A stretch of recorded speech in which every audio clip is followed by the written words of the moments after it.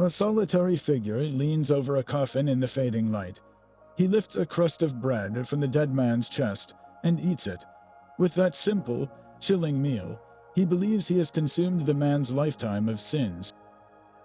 This was the real and solemn duty of the Sin Eater, a forgotten ritual from the backroads of Britain and Europe. By the end of this exploration, you will understand the true weight of the bargain this outcast made, trading his place in the world of the living for the peace of the dead. We will uncover where this practice came from, step inside the eerie ceremony itself, and ask why communities needed such a heartbreaking figure.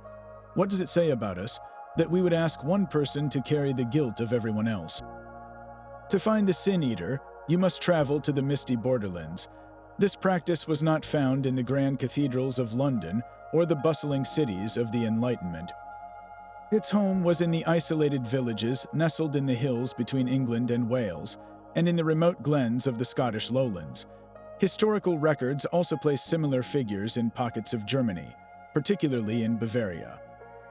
These were places where old ways clung to the soil, where community memory was longer than any church decree. The ritual reached its peak in the 17th, 18th, and 19th centuries, a time when official religion was well established, yet ancient fears about the afterlife still whispered in the hearth light of rural homes.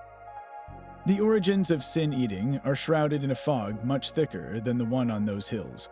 Scholars see in it the ghost of rituals far older than Christianity. One powerful echo is the ancient concept of the scapegoat, found in cultures across the world. In the biblical tradition, a community's sins were symbolically placed upon a goat, which was then driven into the wilderness, carrying the guilt away. The Sin Eater performed a similar, deeply personal function. He was the human scapegoat, consuming the moral failings so they would not haunt the family or the soul of the departed. There is also a possible link to even older practices of ancestor worship or offerings for the dead. In many ancient cultures, food and drink were left for the deceased to sustain them on their journey. The Sin Eater's meal over the coffin twists this tradition. He does not leave food, he takes it, and in taking the bread and salt, he does not nourish the body, he assumes the spiritual burden. This was a folk custom operating in the shadow of the church. A grassroots solution to a problem theology could not always soothe for the common person. What if you feared your loved one was not quite ready for heaven? What if their minor sins, their everyday trespasses, might trap them in a restless state? The formal church had its rites, but the Sin Eater offered a tangible, visceral guarantee. Picture, if you will, a map of the British Isles. Your eye is drawn not to the capitals, but to the rugged, contested border country. In these regions, life was hard, and community was everything.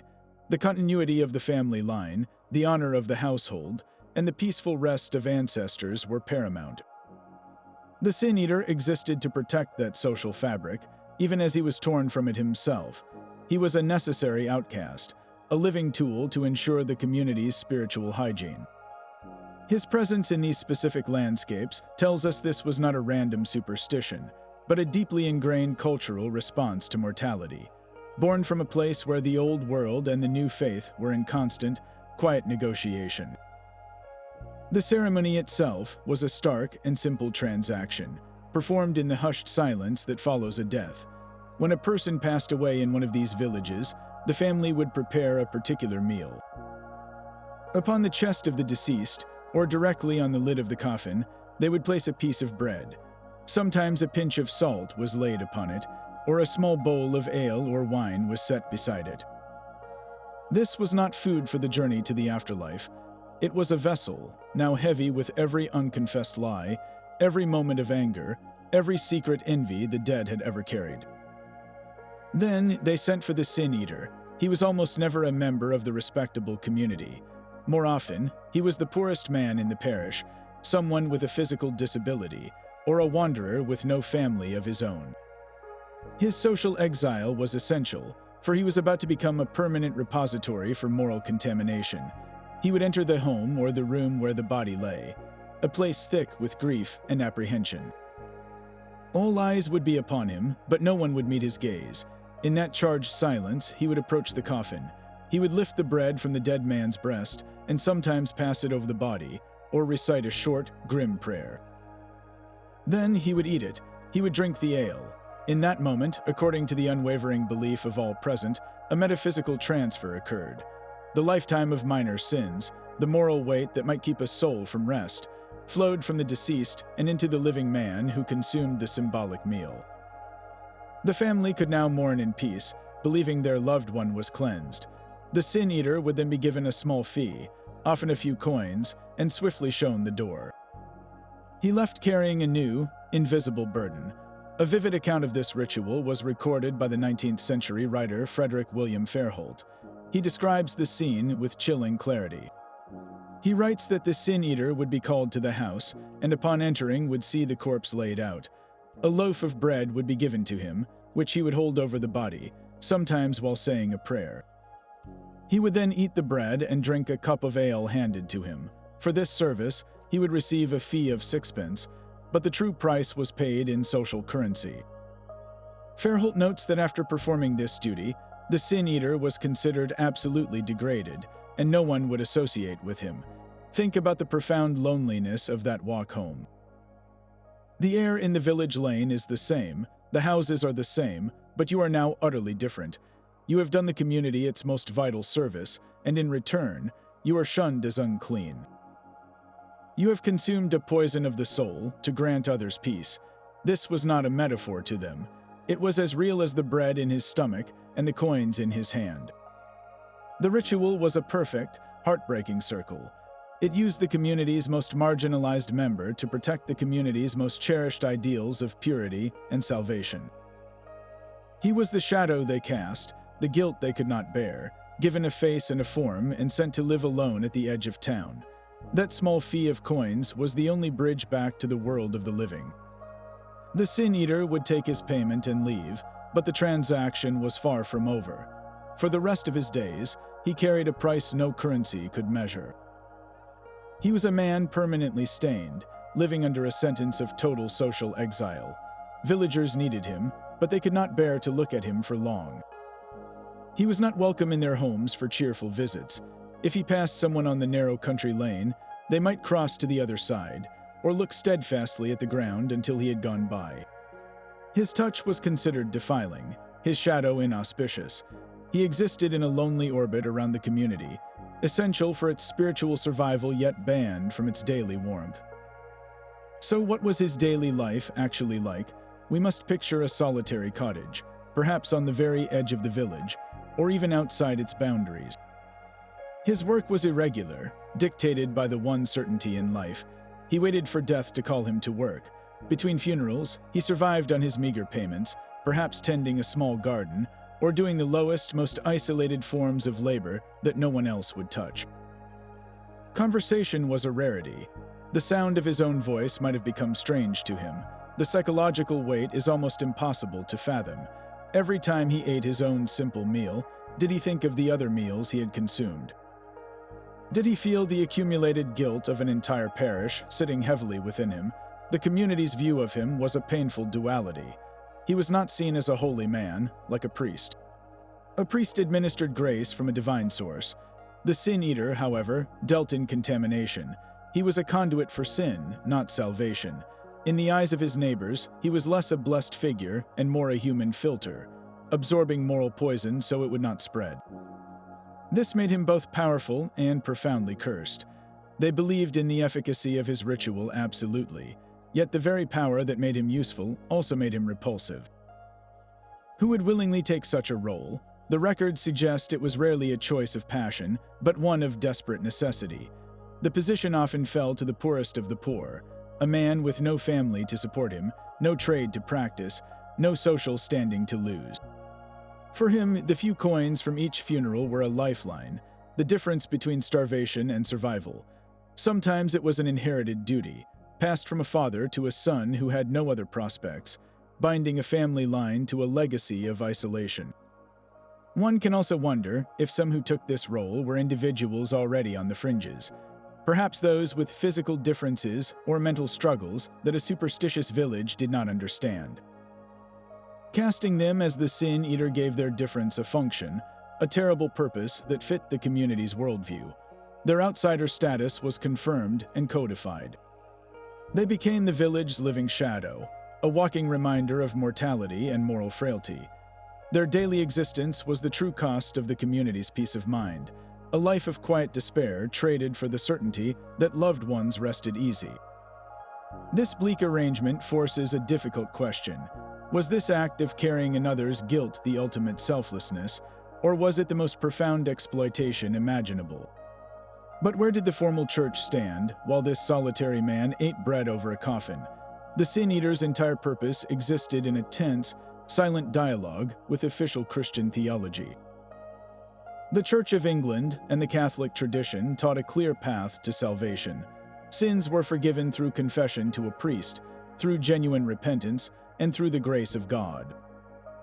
The soul's fate was a matter between the individual and the divine, with purgatory serving, in Catholic doctrine, as a state of purification for those not yet ready for heaven. The Sin Eater's ritual bypassed all of this. It was a physical, communal act that offered a tangible guarantee, something the abstract promises of distant theologians sometimes failed to provide in the cold, fearful hours after a death. This made sin-eating not heresy, exactly, but something perhaps more resilient, folk religion. It operated in the cracks of official doctrine, addressing a deep, human anxiety the church could not always soothe for the illiterate poor in a remote village. What if your loved one died suddenly, without last rites? What about those small, unconfessed shames everyone carries? The Sin Eater plugged those gaps in spiritual security. He was an insurance policy written not by bishops, but by the collective fear of a community. This uneasy coexistence could not last forever. The winds of change began to blow with the rise of religious reform movements and the slow spread of literacy. As more people could read the Bible for themselves, the authority of local folk customs began to wane. But the final blow came from the Victorian era, with its particular obsessions. The 19th century saw a dramatic shift in attitudes toward death and propriety. Dying became a highly sanitized, privatized affair.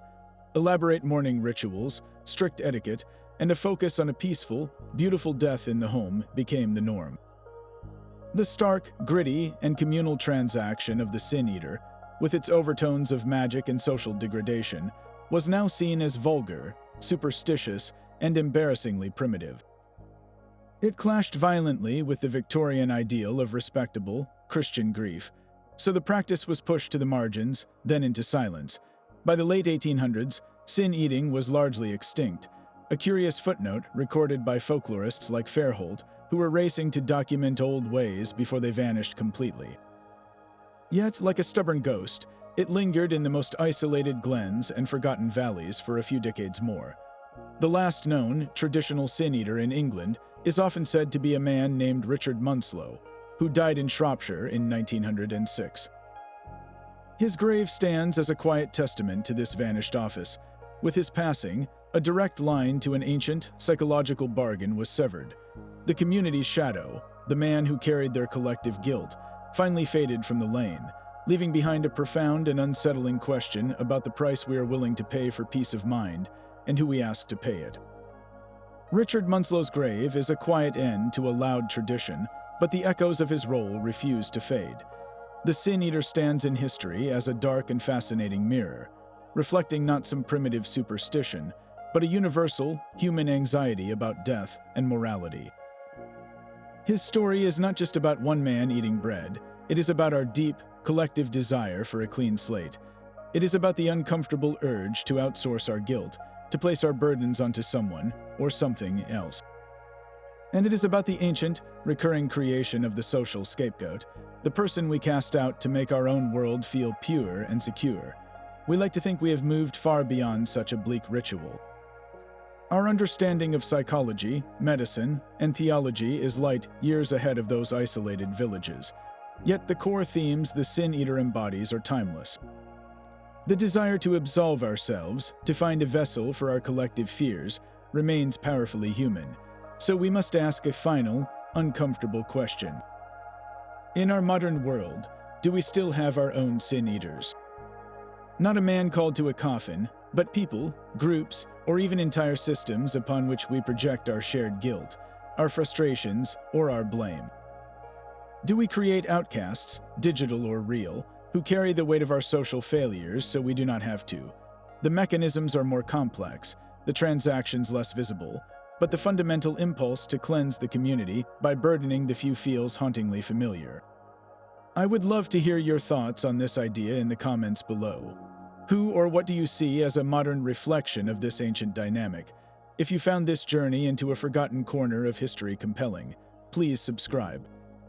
We explore mysteries like this every week, stories that reveal the strange and profound ways our ancestors grappled with the very same fears we face today.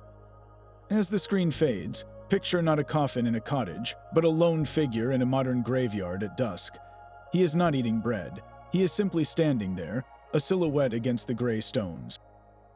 The wind moves through the trees, a quiet, endless sigh. He turns and walks away, carrying nothing you can see, leaving behind a silence that is full of questions.